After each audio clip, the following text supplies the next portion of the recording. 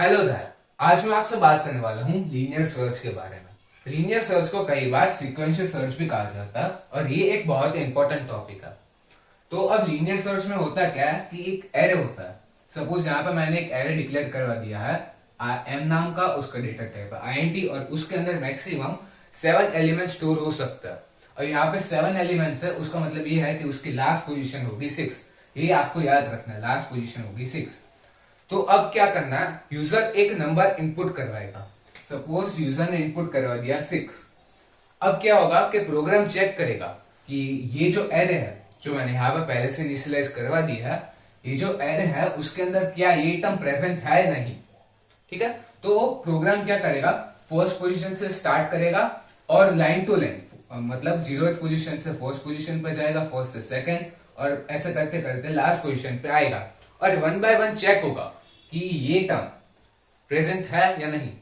तो क्या होगा, देखो फर्स्ट पोजीशन पे आया तो प्रोग्राम चेक करेगा कि 0th पोजीशन के अंदर जो एलिमेंट है क्या ये 6 से इक्वल है, तो नहीं, तो वो नीचे जाएगा।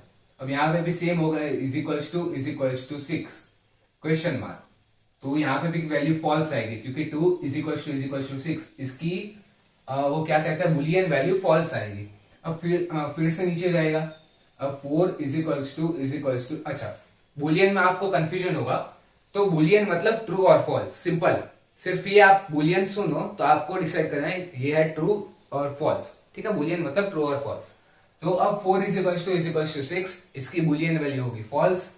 अब नीचे जाएगा 6 इज इक्वल्स टू 6, राइट। तो ये कंडीशन ट्रू है। तो अब क्या होगा कि एक हम वेरिएबल लेंगे काउंटर नाम का, अच्छा वो आगे समझाएंगे। तो 6 इज इक्वल्स टू 6 हो गया। तो अब हमको क्या करवाना है, सिंपली प्रिंट करवाना है यस। यस मतलब yes that this value is present in this array. अब आगे जाना कंपलसरी नहीं है, यहाँ पे स्टॉप हो गया क्योंकि यस प्रिंट हो गया। ठीक है, तो ये लॉजिक को हमको प्रोग्राम के फॉर्म पे लिखना है। तो स्टार्ट करता है।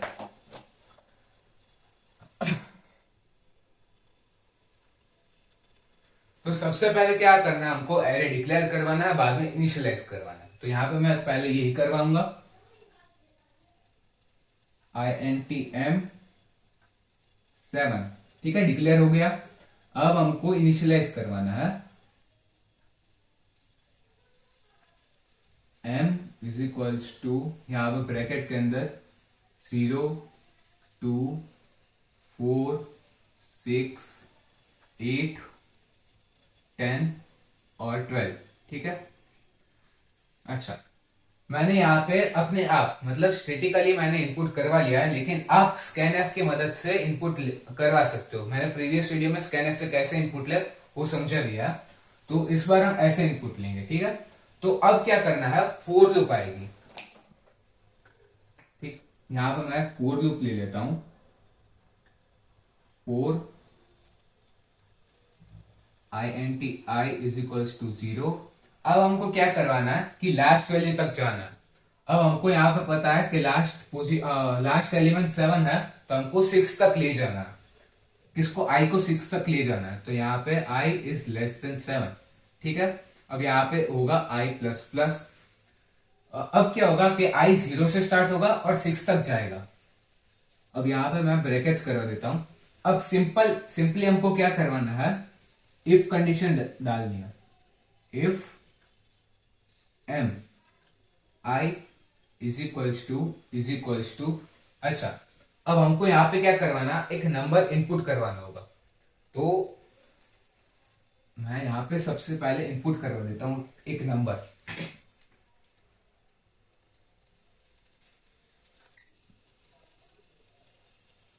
हम ये नंबर INTN के अंदर स्टोर करवाएंगे। यहां पे स्कैनएफ %d एम्पियरसेंड n, बाद में हम फोर लूप यूज करेंगे। ठीक है, 4 INTI इज इक्वल्स टू 0। 0 से लेकर हमको जाना है 6 तक, I प्लस प्लस, बाद में यहां पर आएगा, फिर से इफ कंडीशन आएगी, m I is equals to क्या हमको लेना है, n लेना। हाँ मैंने ले लिया n। तो अब हमको क्या करवाना है, देखो मैं यहाँ पे एक और काउंटर वैल्यू ले लेता हूं। ये लॉजिक इंपॉर्टेंट है, ध्यान से सुनना। यहाँ पे मैंने ले लिया int k is equal to 0। ठीक है, अब मैं यहाँ पे सब वैल्यूज लिखता हूं। यहाँ पे i की वैल्यू, यहाँ पे k की वैल्यू। ठीक है, तो अब क्या होगा, देखो सबसे पहले k की वैल्यू है 0, यहाँ पे मैंने लिख दिया 0। अब क्या होगा, k लूप इटरेट होगी। अब यहाँ पे भी 0 आएगा क्योंकि स्टार्टिंग वैल्यू हमारी 0। अब पहले यहाँ पे फिल करवा देता है। यहाँ पे याद रखना k प्लस प्लस होगा। ठीक है, बात का लॉजिक मैं बाद में लिखता हूं, पहले यहाँ पे कंसंट्रेट करो। पहले यहाँ पे 0, मतलब यहाँ पे भी 0। अब यहाँ पे आएगा 0 क्योंकि i इज इक्वल टू 0। अब क्या होगा कि m, यहाँ पे क्या होगा, m 0 is equal to n। n में सपोज मैंने 8 इनपुट करवाया। देखो यहाँ पे सपोज मैंने यहाँ पे इनपुट 8 करवाया है। अच्छा 6 करवा देते हैं, इसलिए जल्दी पतेगा हमारा एक्सप्लेनेशन। तो यहाँ पे 6 ले लिया हमने। तो अब क्या होगा, m 0 मतलब 0th पोजीशन में क्या है 0, तो यहाँ पे ये हटके हो जाएगा 0। 0 इज इक्वल टू 6, मतलब ये कंडीशन फॉल्स है, तो यहाँ पे आ जाएगा और यहाँ पे यहाँ से निकल के फिर से 4 पे आ जाएगा। अब int की वैल्यू अपडेट होगी और अपडेट होके यहाँ पे होगी 1। अब क्या होगा m1, अब m1 के अंदर क्या है 2, इसलिए 2 इज इक्वल टू 6, तो कंडीशन फॉल्स। फिर से ऊपर आएगा, फिर से यहाँ पे क्या होगा 2 होगा। अब क्या होगा m2 इज इक्वल टू 4, मतलब यहाँ पे 4 आएगा, ये कंडीशन भी फॉल्स है। तो फिर से लास्ट टाइम यहाँ पे आएगा 4 में, और यहाँ पे क्या होगा 3। तो m3 में क्या है 6 है, यहाँ पे 6 है। तो अब क्या हुआ, ये कंडीशन ट्रू हुई और इसके अंदर गई। अब क्या होगा k प्लस प्लस होगा, तो अब यहाँ पे हो गया 1। ठीक है, बात को समझो। अब फिर से ऐसे रिपीट होगा। अब यहाँ पे आएगा 8, बाद में आएगा 10, बाद में क्या आएगा 12 आएगा, लेकिन कोई भी कंडीशन फुलफिल नहीं होगी और k की वैल्यू होगी 1। ठीक है, अगर हमारा जो नंबर सर्च करना है वो एरे के अंदर होगा तो ये सब प्रोसेस होगी और k की वैल्यू आएगी 1। ठीक है, अब हमको क्या करवाना है, एक और इफ कंडीशन यूज करनी है। कहां पे, फोर लूप के बाहर। तो हमको यहाँ पे लिखना है इफ k। अच्छा देखो, हमारी ये एक्सप्लेनेशन किया, यहाँ पे क्या हुई, k की वैल्यू 1 हुई, तो हमको यहाँ पे k इज इक्वल टू 1 लिखना है और प्रिंट करवाना है क्या, यस, कि ये नंबर एरे के अंदर है। अब नो, मतलब यहाँ पे सपोज मैंने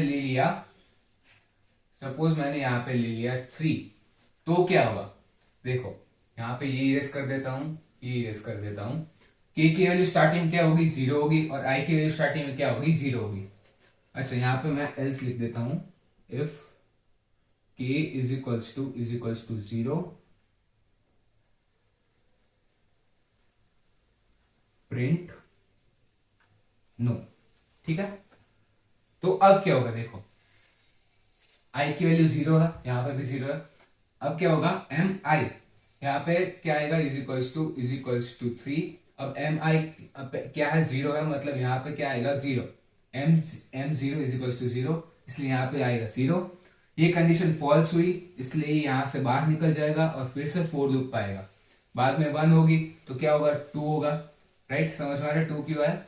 बाद में क्या होगा 4 होगा, बाद में 6 होगा, 8 होगा, 10 होगा और बाद में लास्ट में आएगा 12। तो अब क्या हुआ कि किसी भी इटरेशन में ये k प्लस प्लस पे कर्सर हमारा पहुंचा ही नहीं, तो k की वैल्यू 0 होगी। अब बाद में यहां से बाहर निकलेगा और इफ कंडीशन पे जाएगा। अब k इज इक्वल टू 1 है। लास्ट टाइम हमने देखा था कि यहाँ पे 1 आया था।